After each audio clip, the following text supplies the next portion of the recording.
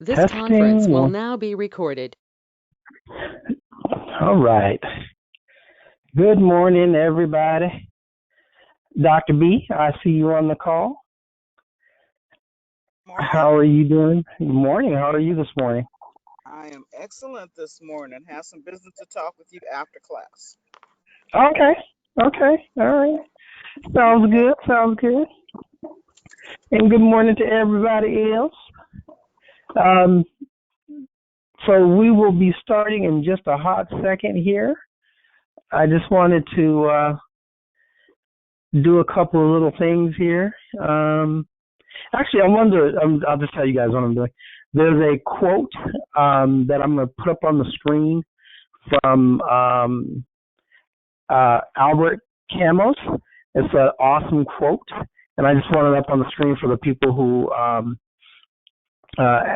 like go online to do the calls, because I just think it's such a good quote. And I gave the quote to somebody the other day, and they seem to love it as much as I do. And so I did send it out to folks that are on the Power Monday Mastermind list. So let's see. I did send it out, but just in case you all didn't get it, I just wanted to just put it up because I think it's such an awesome quote. And as a matter of fact, we're about to start the call in just a moment here, but I did want to find this so desperately. But if I can't, I'm not going to get stuck on this, because sometimes I have a tendency to get stuck on different things, and I don't want to do that in this particular instance. So, anywho, y'all, I'm finding a bunch of his quotes, but not the one in particular that I want. So I just don't know if I'm going to be able to put that up on the screen for you guys. So sorry about that. But here's the quote. And so we're going to start our day off with this quote by Albert Camus, Camus. And the quote is, the only way to deal with an unfair world is to become so absolutely free that your very existence is an act of rebellion. That to me is just like super duper awesome. If you catch that, y'all, it's ridiculous. Because I take it, and everyone's gonna have different takes on that quote, but my take is pretty simple.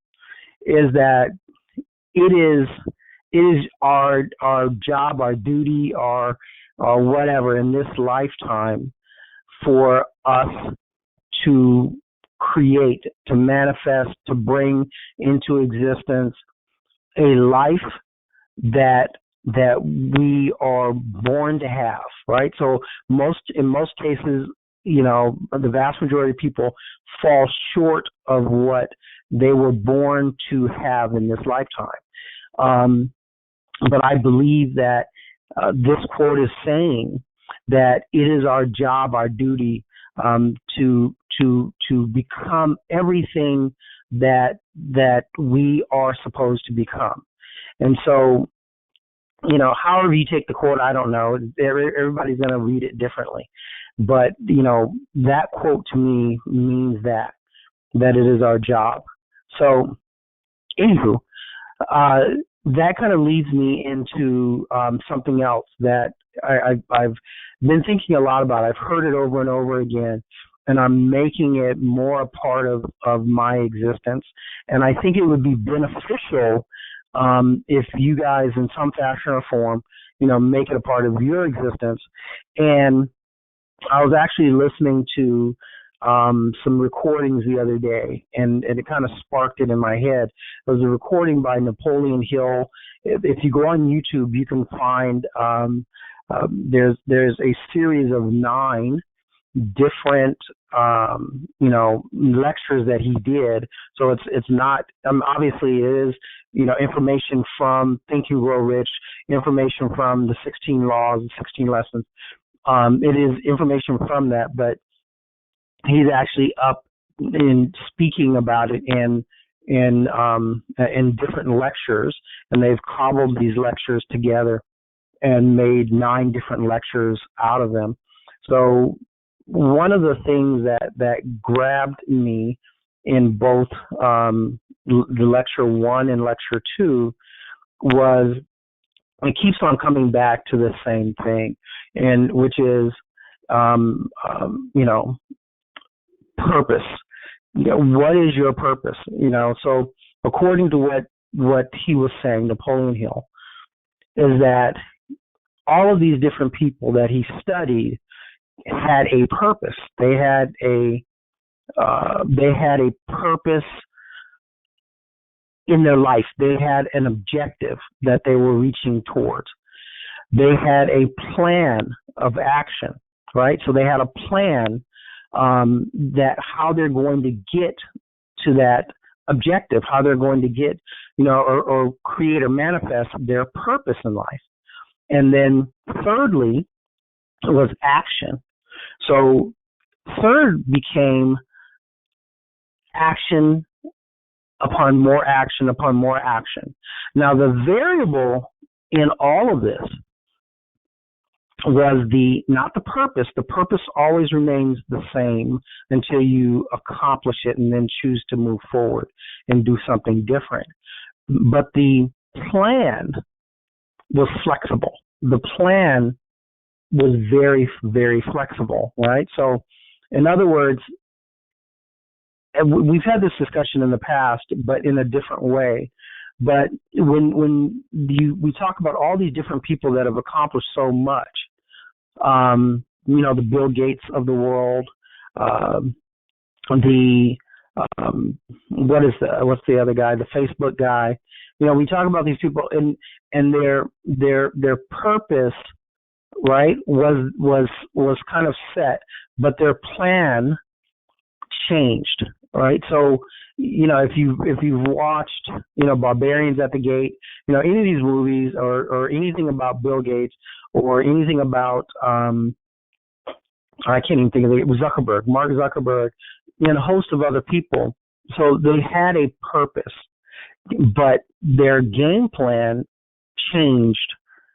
And their game plan, their plan was a bit more fluid.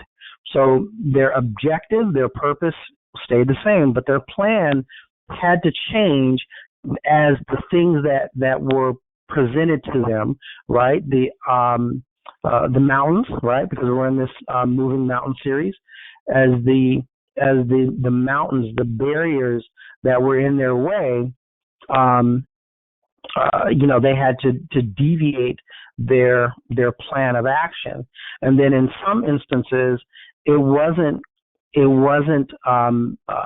just was still mountains in their way, but it wasn't like a super negative thing or that someone or something was putting in front of them. It was just that they found that there was a greater need, right? So they for a different, in the same vein, but a different type of part of their business. They had to, instead of developing one way. So like with Mark Zuckerberg, with his initial concept, it was this community, this campus community board, if you will, right, where people from different campuses can post different things, and it wasn't what it is now. It was vastly different. So it was basically a community board to post things for their specific college and then grow to other colleges where people can post activities and what have you, parties primarily on the Facebook, because that apparently was the original name, the Facebook. And so as they were going through this and as, different things showed up in their pathway, be it opportunities or barriers showed up in their pathway, they had to change their plan. All right. So the purpose remained the same, but the plan changed. And the other constant The other constant has always been action. So your purpose is the same, your action is the same, your plan changes, and that makes sense to me because there's always going to be some crap that happens in the game. Always. It's just life. But your purpose, I want to go from from where I'm at to where I want to be. That's my purpose. That is the purpose. And I know that action has to occur. I know that every single day I have to put forth some sort of action to go from where I'm at to where I want to be. There's just no other way around it, right? So even if you win the lottery, you still have to, and that's a game that honestly, that is a plan of mine. I've been playing it for 20 years, or better. But the deal is that, I can't win the lottery unless I'm buying these freaking tickets twice a week, which I do. And I'm in a lottery pool, by the way. So, I'm taking as much action as that is available to me by being in a lottery pool with some people that are at Attorney Service Corporation, where I get my corporate kits and corporations done. So I'm in a pool with the ladies there. Plus, I have a budget, and I will buy, whatever it is, $5, sometimes $8, every time. So that's twice a week. So, $10 to $16 a week, in tickets on my own. Just depends on different factors, right? So that is my purpose, is to win the lottery. My plan, right, is fluctuating. It fluctuates with what's going on with the lottery. But my action is consistent always, is that twice a week I buy.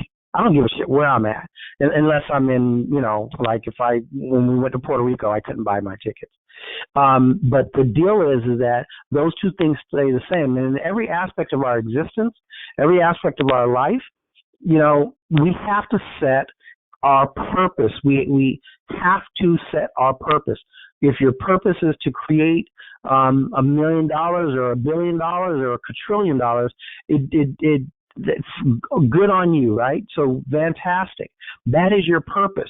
If your purpose is to feed a shitload of people, is to create and employ a bunch of people, whatever your purpose is, fantastic. Now, what is your plan towards that purpose? What is your plan? Because you have to have a starting plan. You have to initiate your plan. You have to. It's mandatory that you initiate your plan. And so, first come is the purpose. Whoever's making that extra noise, stop. So, first come is your purpose. Has to be guaranteed. What is your purpose? What are you going after? Are you trying to create a business? If your business is going to be in the, pick something. You want to start selling cars, for instance. That is your purpose, right? You want to sell used cars until you can get enough money to buy a dealership. So that dealership is your end purpose. Selling the cars is a part of that plan. Selling the used cars, buying and selling used cars, is part of your plan to get to your end purpose, your what you desire, what you want out of this existence. Okay? So, but the plan has to be an actual plan that you have in your mind, but you have to understand that you must make it flexible. The actions that you take have to stay and be consistent throughout. It doesn't matter if your plan deviates, if your plan fluctuates. None of that bullshit matters. The only thing that counts is that you are moving forward every day, every single day. You're moving forward. You're doing something towards your end goal, towards your purpose in life. And then you have to let your plan that you've created, right? So look, I need to go out, I need to sell, I need to buy 5 cars. Now, where am I going to buy them? What auctions do I need to go to? Is it going to be the AAA auction? That's a good auction to go to, which is actually a good thing, but you have to have a dealer's license. But you can go to AAA auctions. They actually have the best auctions, just a little side note. But because AAA tends to write cars off pretty quick. There's another auction called A Plus auction. Same thing, but their cars are usually a little crappier. And then there's a bunch of other auctions that you can go to. Plus, the Salvation Army has auto auctions, and so does Goodwill. So just if you didn't know, now you know. And so where are you going to start at, right? I'm sorry? Good stuff.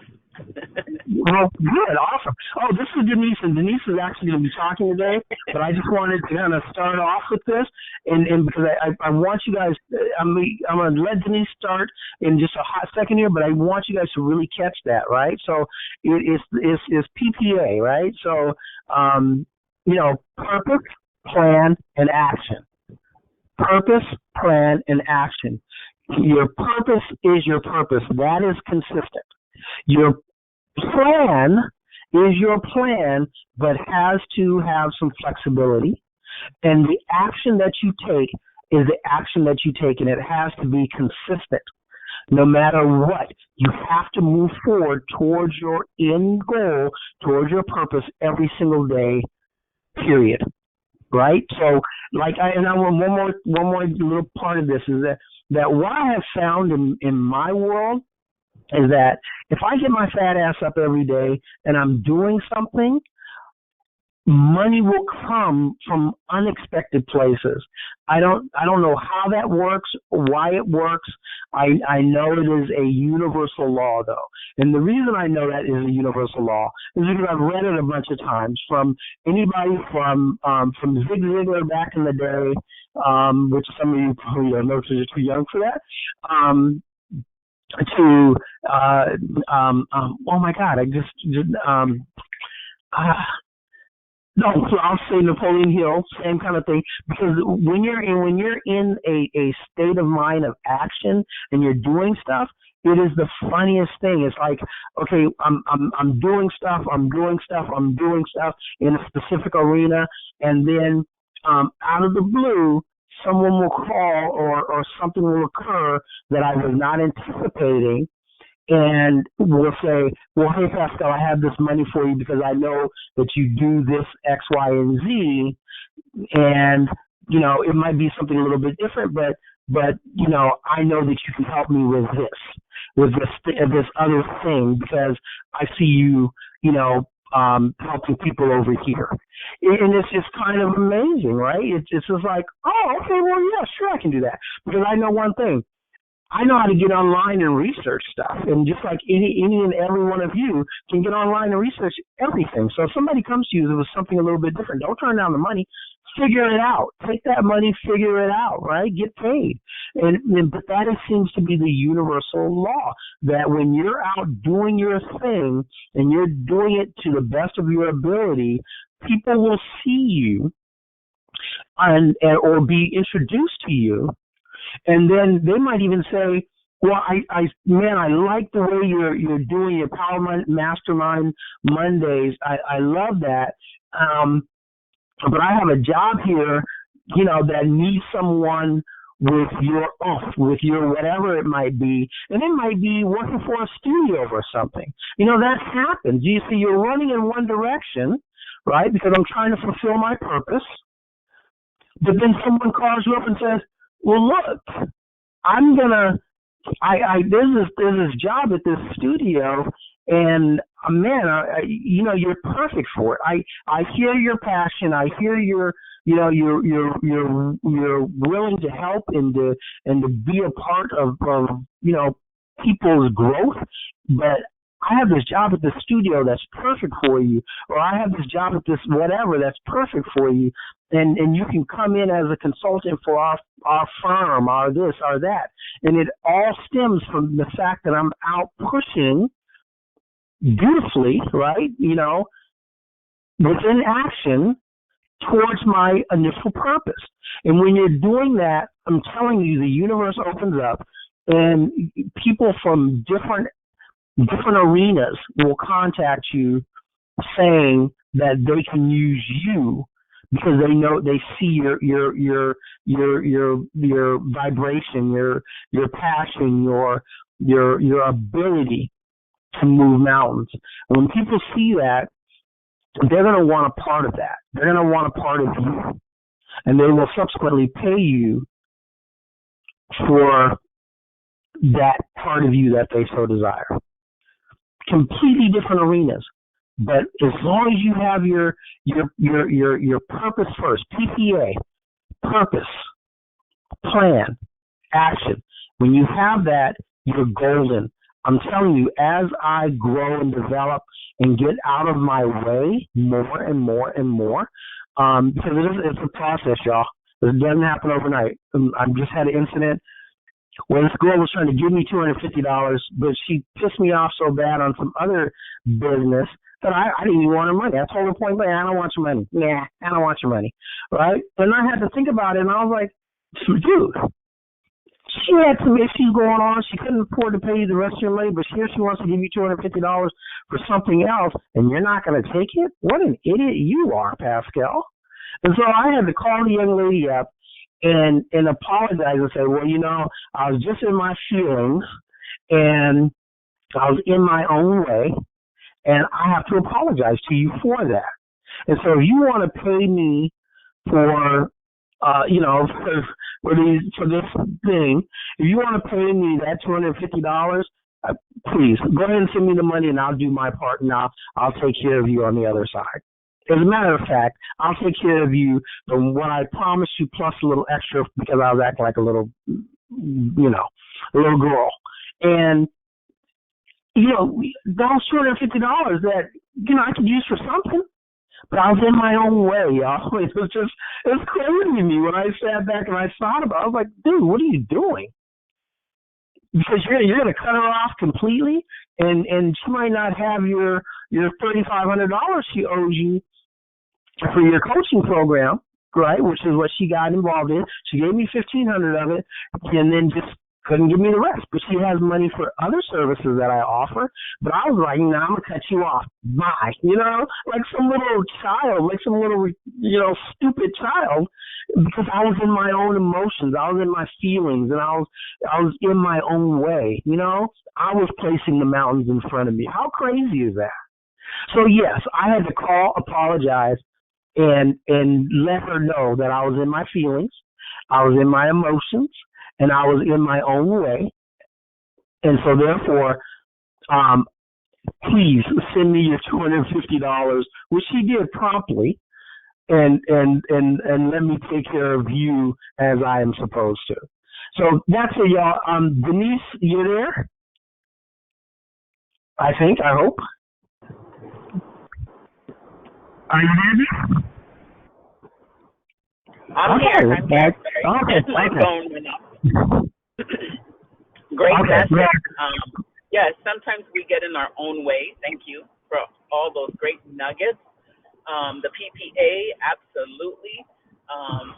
And, we do. Sometimes we do get in our own way, and we got to step back. But the most important is that we do recognize and step back. We're human. We make mistakes. But how do we learn, right? If everything's good, then you're not learning.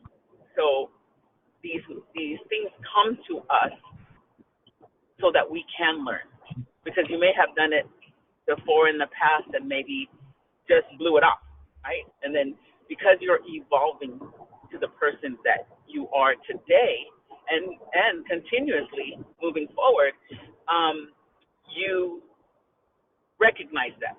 And so kudos to you that you were able to do that. So thank you for all those great nuggets. So just a little quick to tell you a little bit about myself.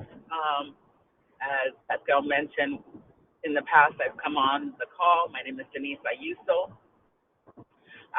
Born in New York, and my dad brought us out here when I was about 3-4 years old to California, and been here ever since.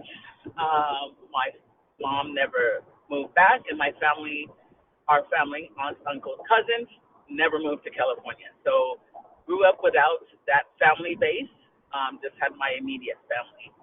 And so, went through high school, didn't go to college, hated school, but I was introduced, and leaving. One of the things is you've got to be open to things that come your way. You know the parable about the guy who's drowning in the ocean and he wants God to save him.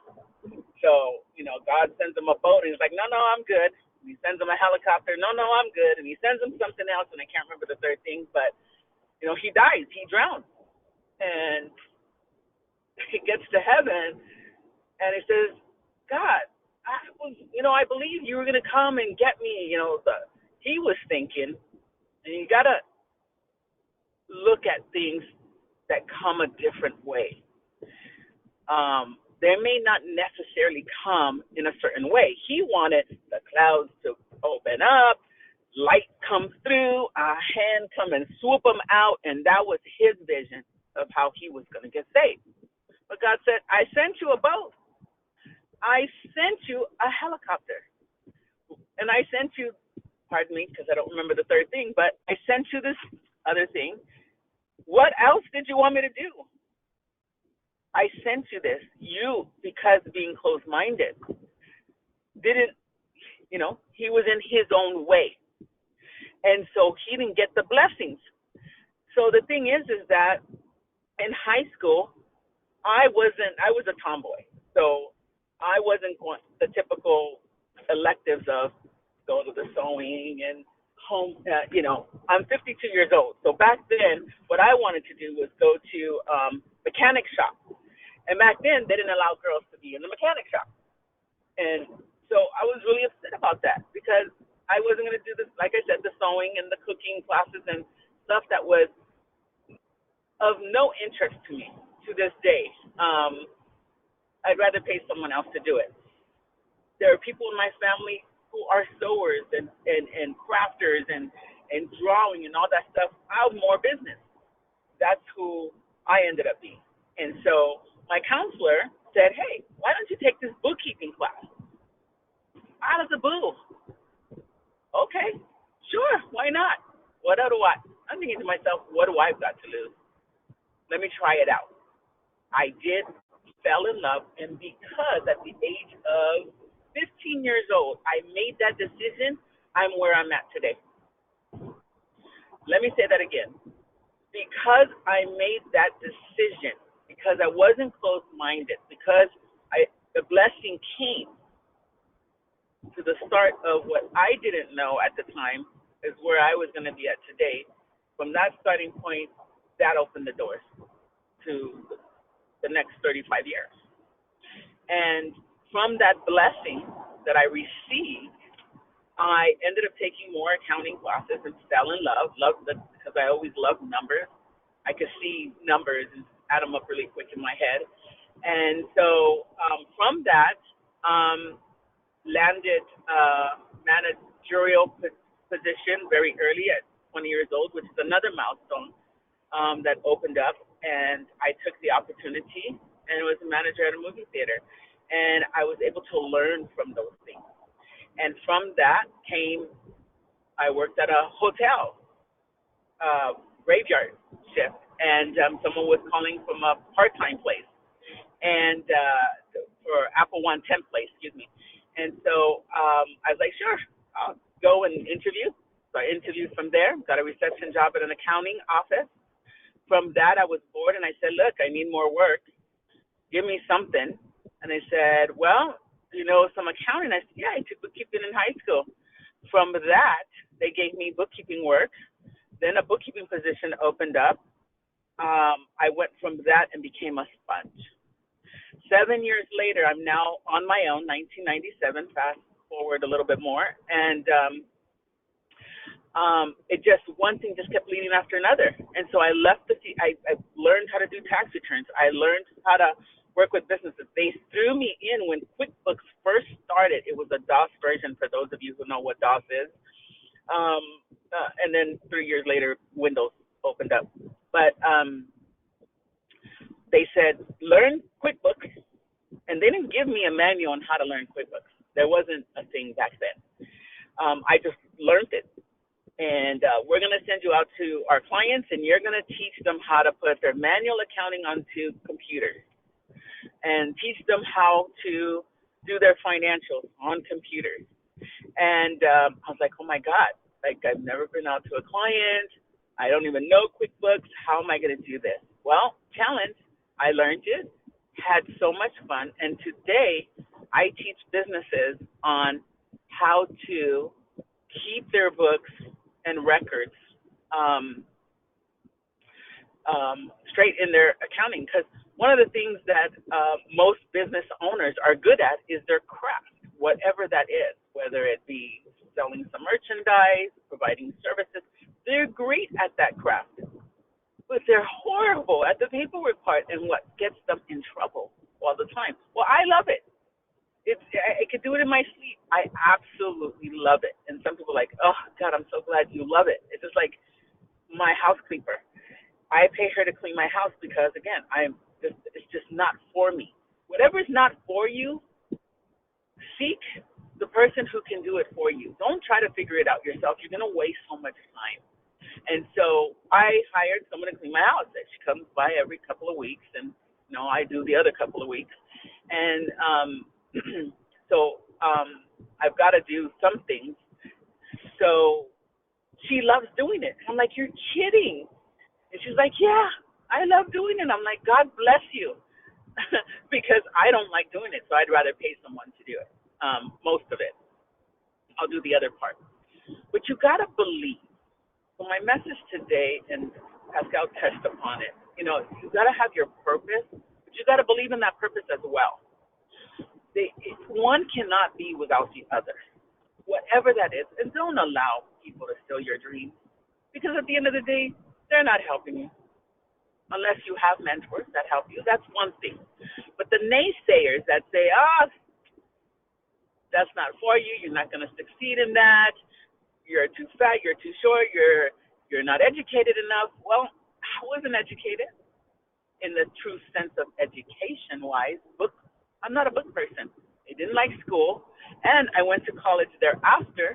I went to UCLA Extension to brush up on my accounting, but I didn't even finish that when I ventured off on my own. And so from 1997, doors and opportunities opened up. I left the CPA firm, learned everything I could possibly learn at that point in time, and then I went on my own. And when I went on my own, their clients that I was servicing started calling me, and I said, hey, if you want me to work for you, you're going to have to call up the accounting firm that I worked for that are still doing your tax returns, and you're going to have to ask them if I can work for you, because one thing is integrity. I am not going to be accused of stealing clients, never to this day. And sure enough, they would call them, and they would allow it, and they'd be my clients. So another thing you have to have, just be real with people. Be honest and straightforward goes a long way. Lying, cheating, and all that stuff just doesn't work. May work temporarily. In the long run, more headaches, more hassle, just not worth it. And so, but you got to believe in yourself. You got to believe in what you want, because it's you. It's unique to you. Who am I to say any difference? Because, like in my family, they're all artists and crafters and sewing, and I have a cousin that sews these amazing costumes for like Comic-Con and stuff like that. I could barely sew a button. That's what I learned to do. I could sew a button, I can hem my pants, and that's it. Because it's not my forte. It's not what I enjoy. Take what you enjoy, make it a business. Start very little. Start with that idea, and you'll find along the way, just like my mentor, built an organization, 25 years. So I do accounting. I have my real estate license, and now I'm in the financial services business. And I ended up meeting this great mentor now, John Shin. I've mentioned his name, and now I'm on tour with him because, as Pascal mentioned, Think and Grow Rich by Napoleon Hill has impacted his life to the point where he created a movie, Think and Grow Rich: The Legacy. He's the executive producer. He wrote his book. It was supposed to be an Asian choice, Think and Grow Rich, an Asian choice. They then changed the name, How Rich Asians Think. And now he's made a world tour of it. And I've been blessed to be on that world tour because I get to meet many, many, many people that I wouldn't normally meet. Many motivational people, many speakers, many coaches. And I get to be on tour. And it's practically for free. All I have to do is pay to get there. And then I help at the events. And so I have access to all these people. Because why? That's not accounting. But when a door, an opportunity opens up, I go for it. Because you never know what might happen. You never know who you might meet. You never know who can be an influence or you can be an influence in that setting with that person, or can refer you something or some takeaways. There's just always something. You got to leave that door of opportunity, but you got to believe. You got to be open. Set your mindset to whatever that is for you. Everyone's different. Everyone has been raised in a certain way, and so they have come from a certain background. Statistically, I'm not supposed to be where I'm at. My dad left when he brought us here to California. I was 7 years old. He left, and I didn't see him again until 23 years old for 24 hours. My mother had 4 kids, and so we had to be on the government assistance. And so I'm, by statistics, supposed to be married, barefoot pregnant, bunch of kids, all that nonsense stuff. But I saw that around me, and I chose not to. I chose not to be part of that system. I chose because I believed, one, that wasn't for me, and two, I just wasn't going to be caught up in all of that. I wasn't the babysitter type as well. My sister babysat, and so all these things, the education, no. I loved what I love to do. Doors opened up for me. I was given the opportunity when I was at the CPA firm. They gave the job, bookkeeping, to many different people. And finally they were like, because they were giving it to people who graduated from college. And none of them stayed. None of them. And finally they said, you know what? We're giving bookkeeping to Denise. Why don't we just give her the job? Sure enough. And so grateful and blessed. And I just took it and ran with it. And they're like, okay, well, you're doing bookkeeping, learn how to do tax returns. Okay. Well, you're doing tax returns, learn how to do audit. Okay.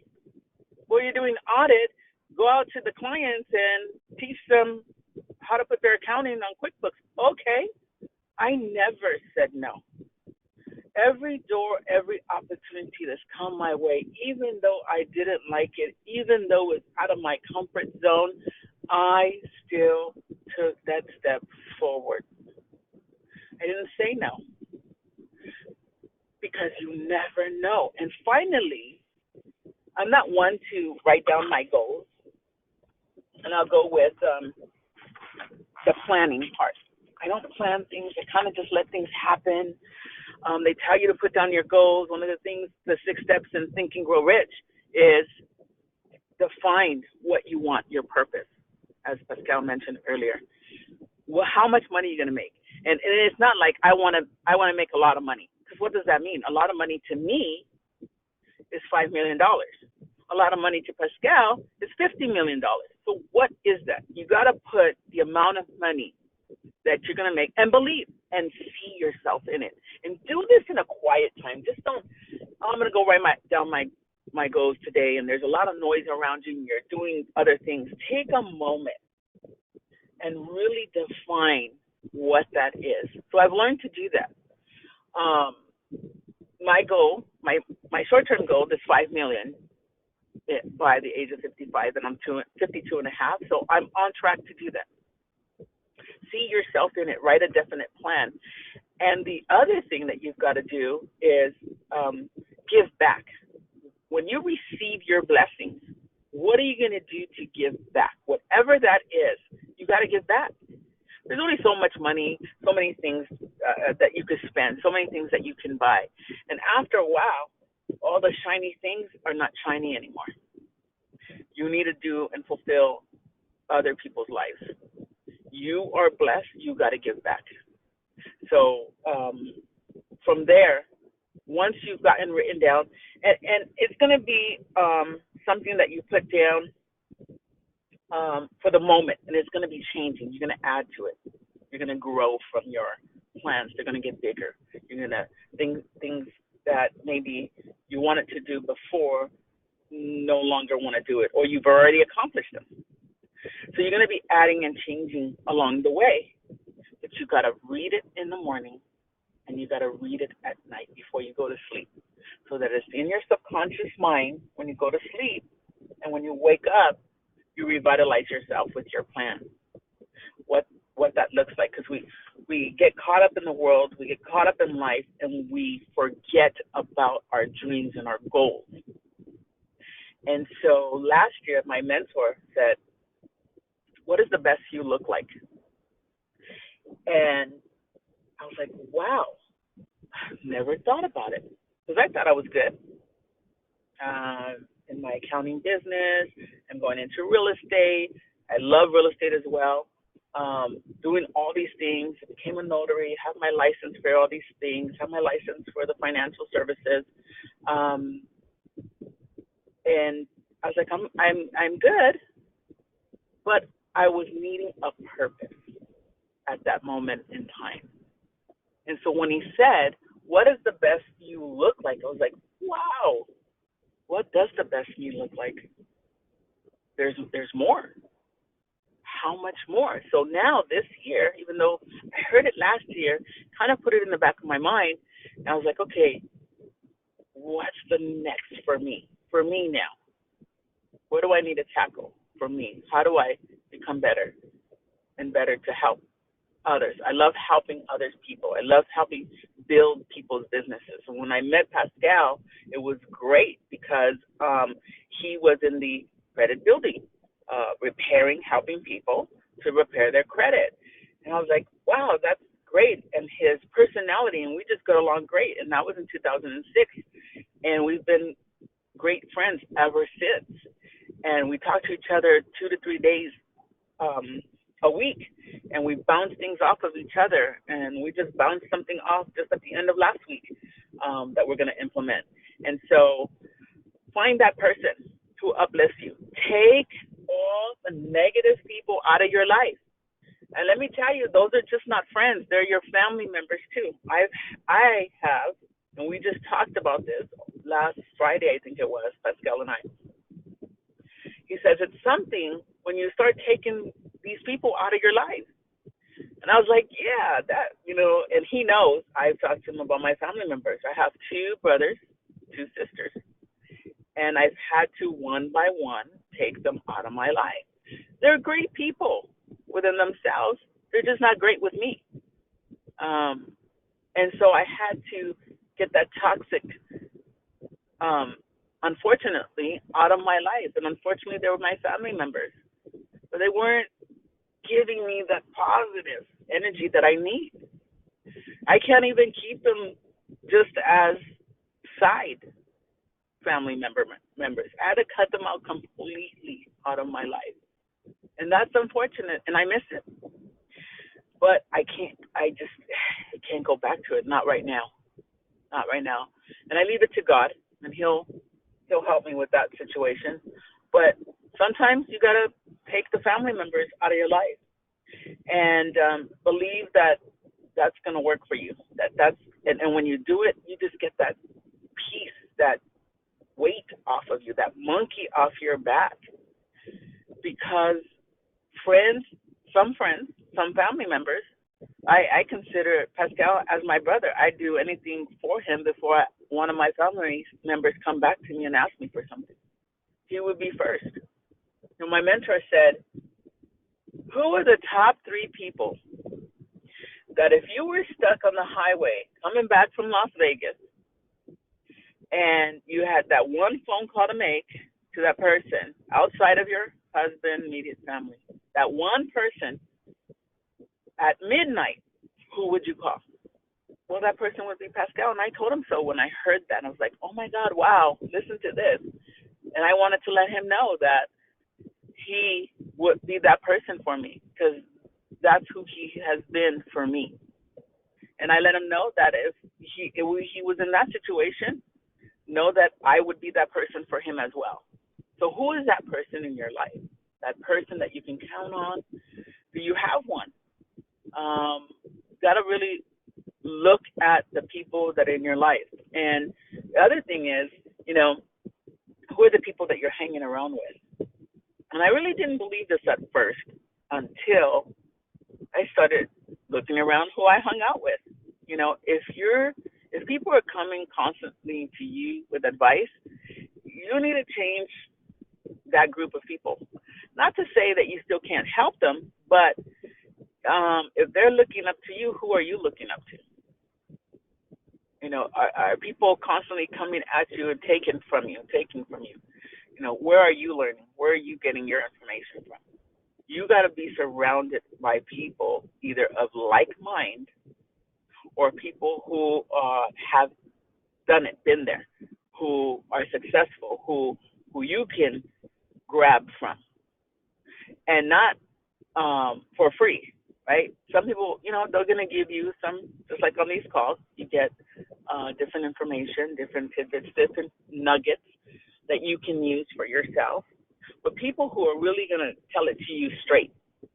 So my mentor has these boot camps, and every 90 days you go into this boot camp, and he jumpstarts your business.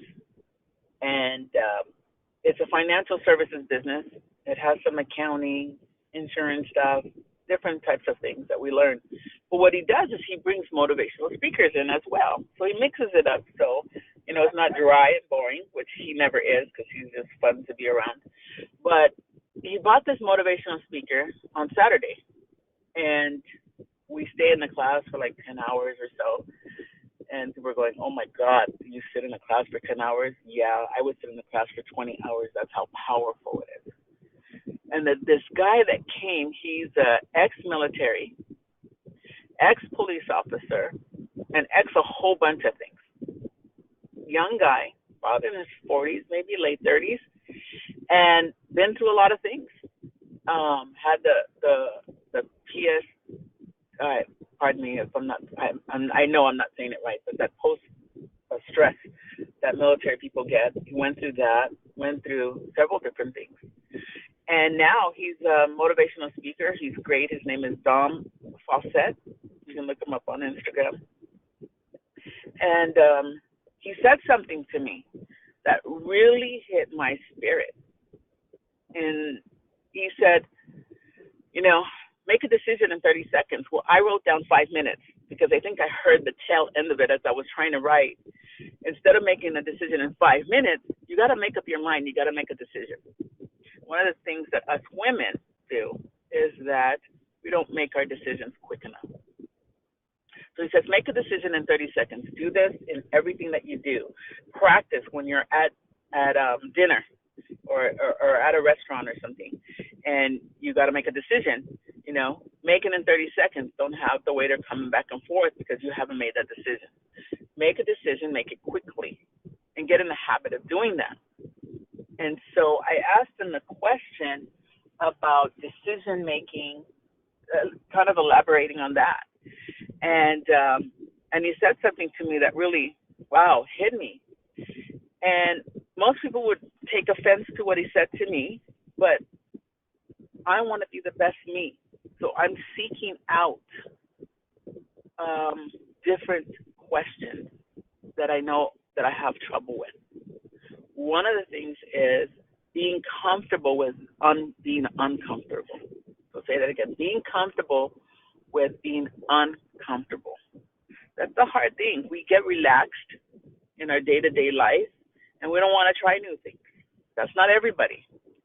But So one of my goals is to be comfortable with being uncomfortable, and I want to start trying new things. And this morning, I was thinking about what I was going to speak on, and one of the things was being comfortable and uncomfortable. And I thought, okay, maybe do some daredevil things, things that are out of my comfort. And one of those things was to go skydiving. I think it's so, I see it on videos and so inspiring, and jumping out of a plane, how crazy is that? And if anybody has seen Faces of Death, some people's parachutes didn't open. I'm like, there is just no way on this earth I'm going to do this. I would ever go skydiving. Because what about if that happens? Well, then I might be missing out on an experience that I see people happening to them when they go skydiving. I thought, wow, you know what? Maybe that's something I shouldn't say never. Maybe that's something I should think about doing. And so it's strange that came to mind when I said I want to be comfortable with being uncomfortable, and I want to do some things that are out of my comfort zone, something that's fun, not necessarily in business, just something that's fun and just kind of crazy. And skydiving came to mind. I'm like, really? Wow, that's crazy. But so that's on the back of my mind now. Maybe I might make it a goal, thinking about it. So what is that for you? Set your goals, set your purpose, set your belief. What is your belief? Have you stopped believing? So many things can happen, especially when you write it down. I wrote down that at the age of 35, I would buy my first house. Not sure why the age of 35, but that was my number for me. And I wrote it in a notebook, in an organizer type notebook, and packed it away because it was a calendar type. And but I didn't throw it away for whatever reason. And so met my husband. He's like, you know what? We're renting. We need to buy a house. So I was with a client who did real estate development. I knew how to enter all the escrows and things like that, and I knew a little bit about real estate at that point. And I said, okay, let me go look. And we find a house, put an offer, close, and I'm unpacking. And I find this notebook. And it said, buy a house at the age of 35. And I was like, wow, that is amazing. Why was it so amazing? Because we closed escrow 2 days after my 35th birthday. And when I say it right now, oh my God, I get a little teary because I wrote it down and it became, like Pascal talked about, it happened. You have to believe. Things about money, like he talked about, it has happened to me. How am I going to pay for this trip to go to the next Think and Grow Rich? And money will come. But you got to believe, and you got to put it out in existence, say, this is what I want. This is what I need to happen. And believe that it's going to happen. Pascal talked last week, I think it was, or the week before last, about the mustard seed and moving the mountains, getting out of your own way. Get out of your way. What does it cost you to believe? Some disappointment? Get that out of your head. Let's get the negative stuff out of the head. If you stop, one of my other mentors from Think and Grow Rich, because I entered in Think and Grow Rich Academy, and it dissects the 13 principles of Napoleon Hill of Think and Grow Rich. Because it's not about money. The book is actually not about money. If you put these things into, if you apply them, the 13 principles, one of them being believing, your desires, your faith, you will then have riches. It's automatic. And so I entered into this class. So the academy, he says, we have negative filters that come to us since childhood. Whatever those are for you, me, whatever those things are, they come to us. And little by little, our belief system starts to diminish. For some people, they just completely don't believe. I work with a person 3 days a week that everything's negative. Um, it's like it's gloomy outside, and I'm like, oh, I love this weather because it's cool outside, and the sun's gonna come out here in Southern California in the afternoon, and it's great. We get the coolness in the morning, and we'll have the sunshine. Oh, but it just doesn't feel like summer, and da da da da da. And I'm like, oh my goodness. Her husband went to have surgery, and oh, but the anesthesia, and this is. I'm like, be positive that everything's gonna come out great for your husband, and sure enough, it did. But that's her mindset. Like she walks in, and she's a great person, and she's lovely when she's lovely, and but she sees these things like the glass half full. Get these negative filters out of your head, and when you start to do that, things start opening up. And other people, you don't have that validation for other people. You don't need it. They're not coming home with you paying your rent. They're not taking care of your children. They're not helping you in your business. They're not doing, these negative people are not doing anything for you but being negative, trying to give you constructive criticism when they've never constructed anything in their life. Get away from these people. You believe. That's all that's important, is that you believe. And when you start doing that, things start happening and opening up. Pascal and I talk about it all the time. It's like, oh my God, Pascal, you won't believe what happened. I share a lot of things with him. He shares a lot of things with me. And we both share a lot of things that, hey, what you did wasn't right. We give each other constructive criticism for each other because we're good that way. Because I know that when he gives me his opinion, his constructive criticism, that he's doing it out of what's best for me, because I may be doing something that's not quite right, and because I'm involved in it, I need to have someone put me in check. And I told him, hey, anytime, just let me know. And I don't take offense to it, and I ask for his opinion all the time. The guy has a lot of wisdom, as you've heard, and so he's my go-to guy. He's my number one go-to guy, because I believe in him, because he's shown me to be a real person. And when I've had some tough times, he was there, whether it be in conversation that I needed, some uplifting, or even monetary. He's been there. Don't worry, D, I got you.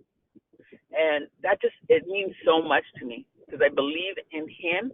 He believes, and if he didn't believe in me, he wouldn't be offering that to me, because he's just not going to waste his time. And that's the other thing. Don't waste your time with things and hobbies. Be focused. Get your plan together. Get your purpose. Write them down. Take action.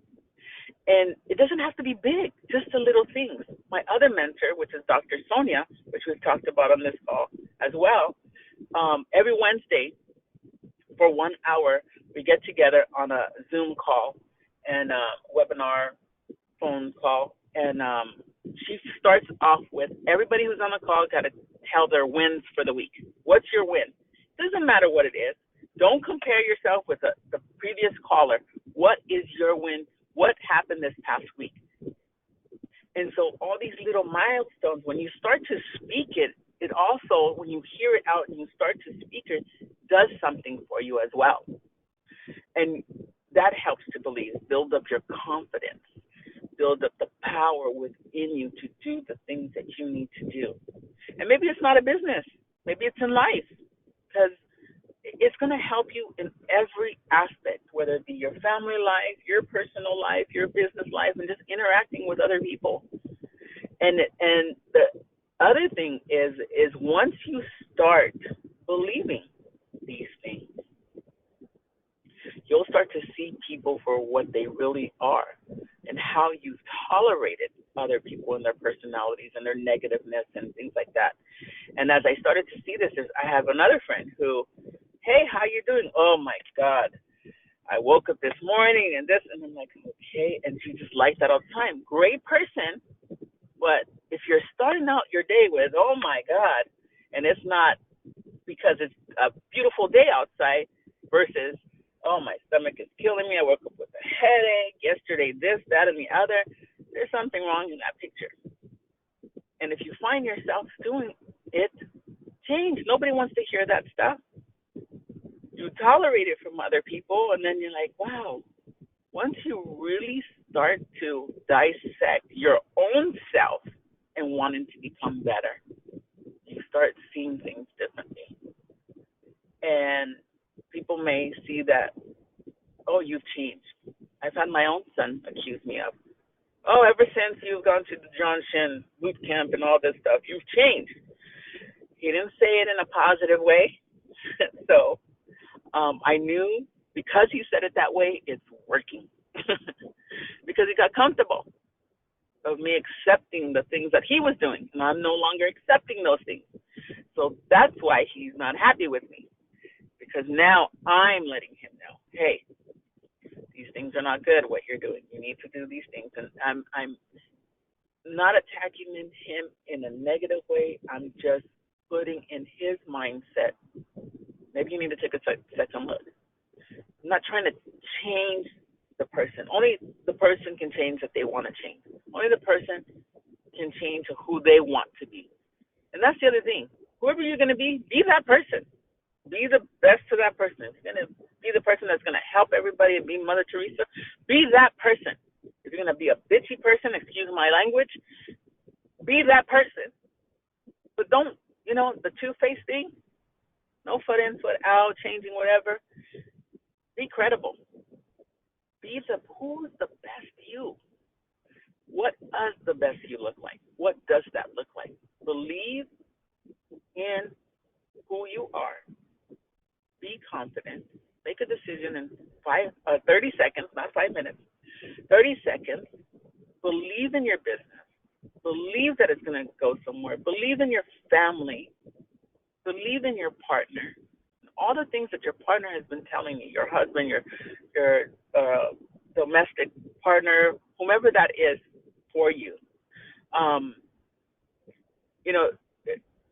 For many of us, they're not telling us because, again, they're criticizing you.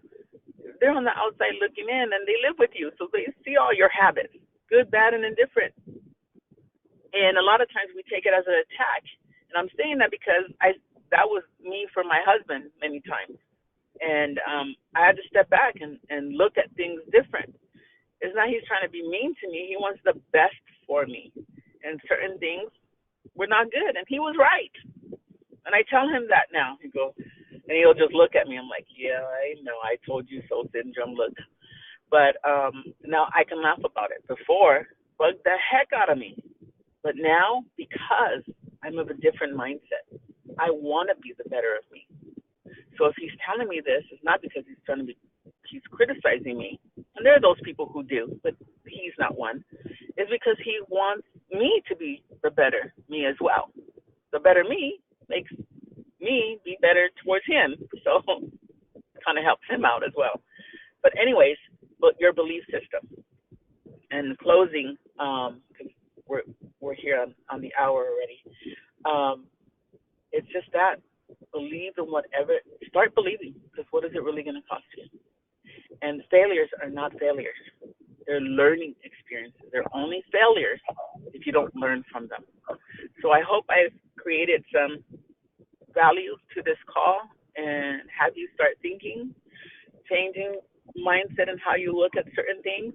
And I appreciate being on this call. So thank you, Pascal. It's been an You're welcome. honor. Thank you for allowing me. And I'll let you take over and close us out. Okay. So does anyone want to add anything? I know I ask this every week, and people are like, I'm at work, I'm this, I'm that. But if you're not at work and if you want to add, you know what? Please do. It is our objective here is to help one another, obviously, by everyone. Somebody, Alan says, thank you, Denise. Actually, it popped up. Oh, and he says, they're at work. like so many people on this call are. They're at work, so they can't speak up. It's like the vast majority of the people on this call are at work. So anyways, this is for you, Denise. Alan says, thank you, Denise. Wonderful. for you sharing. And then he gives a bunch of exclamation marks, and it looks like about 5, 6 smiley faces here. So, that was from Alan for you. And anyone else that wants to add anything? It would be. I would like to add a thank you once again. Another Monday. The conversation was refreshing and a confirmation for a lot of missing pieces to a puzzle. Awesome. Great. Thank you. Appreciate that. Anybody else want to add in?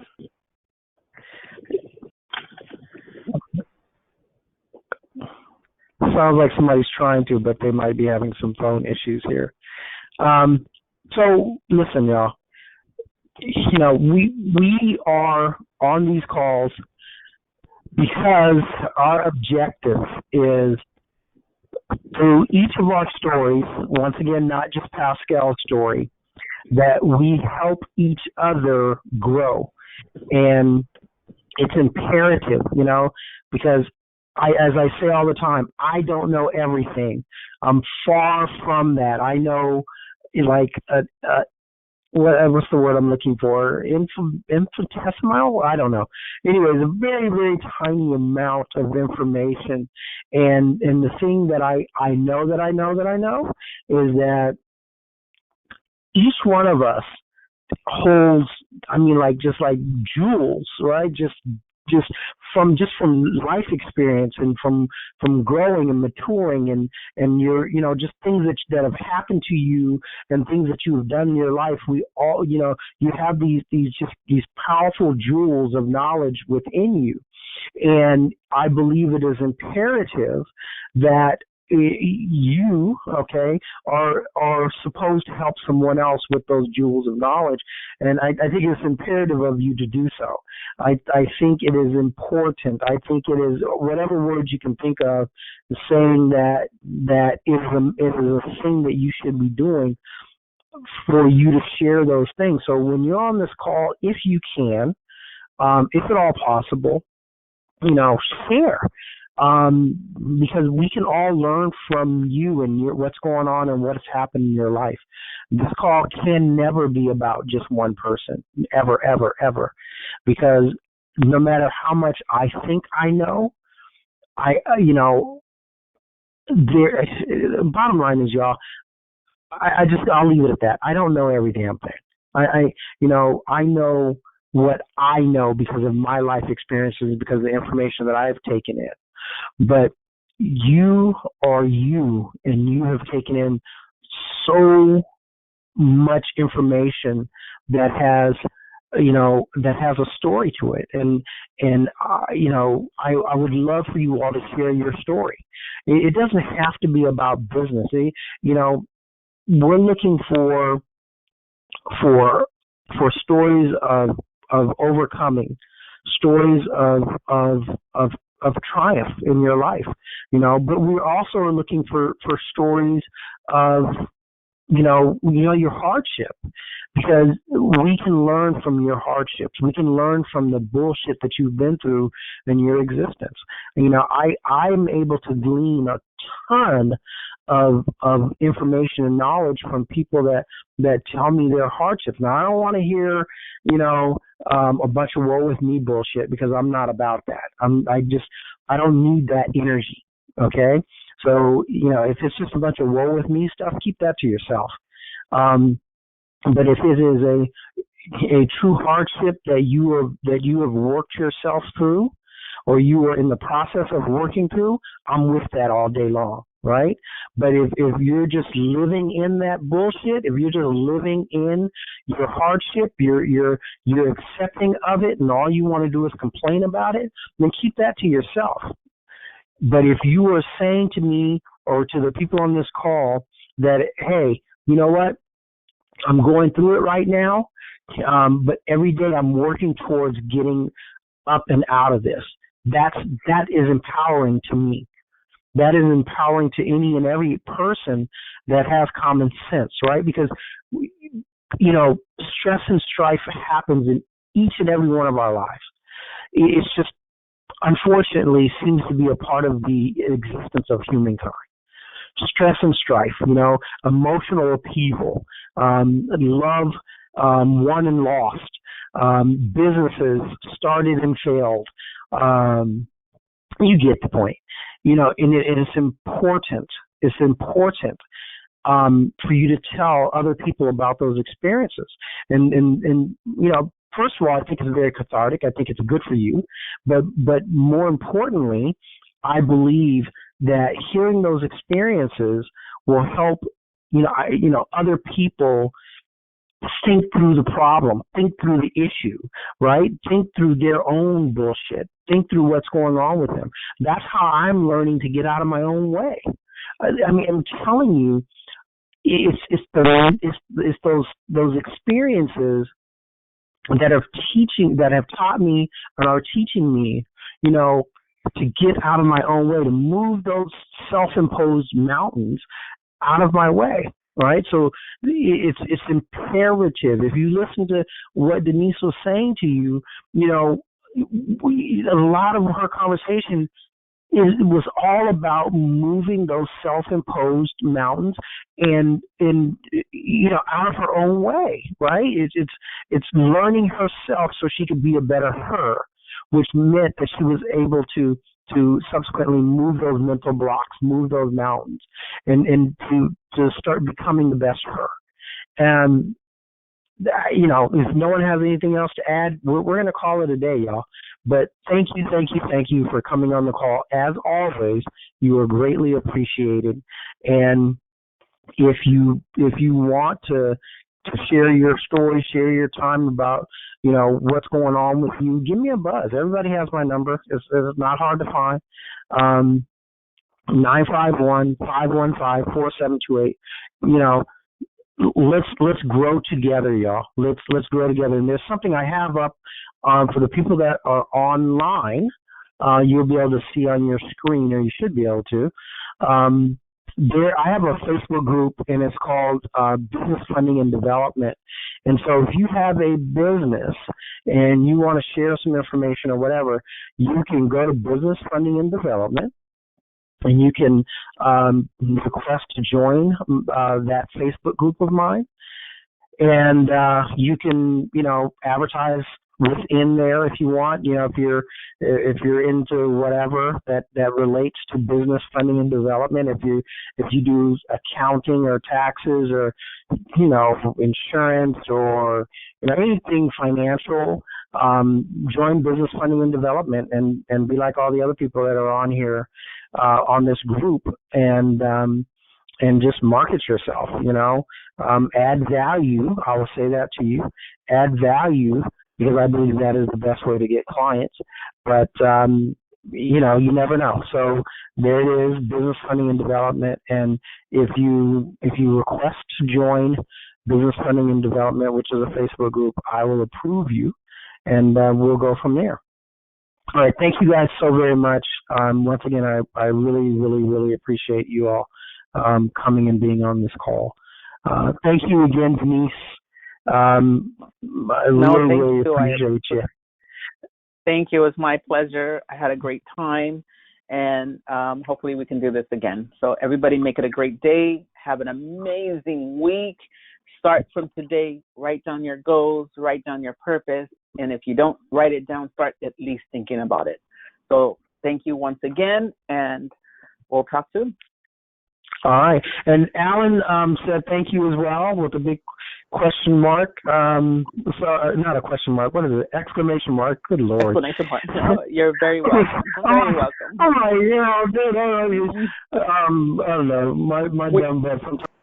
All this PUI and all those little things I get kind of thrown off. Yeah. So, anyways. No, we should do one day before we leave. One day we should have a day where we come out, and those who can come out, and maybe during a lunchtime or something, we can meet somewhere and have a Monday mastermind together and be on the call and kind of do a Q&A, and then people who can't come can listen in the background and stuff like that. That'd be a lot of fun. So we can meet some of these people who are on our call.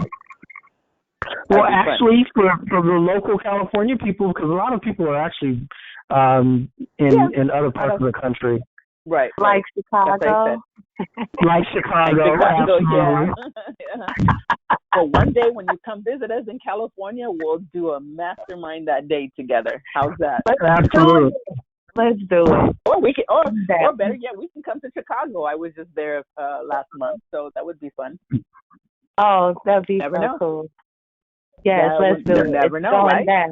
Right? It's going down. That's It has right. to happen. We'll put it down on our goal setting, right? And It's going we'll down make it on happen. Make it a plan. That's excellent. Yep. That's right. Yep. Thank you. It's a pleasure. All right. Thank you, everybody. And have an awesome day, y'all. Cheers. And we'll talk soon. Happy who? All right. Happy Monday. Happy Monday to you too. Happy Monday. Snap. Happy Monday, y'all. All right, everybody. Sounds great. Take care. Ciao. Bye-bye. Bye-bye.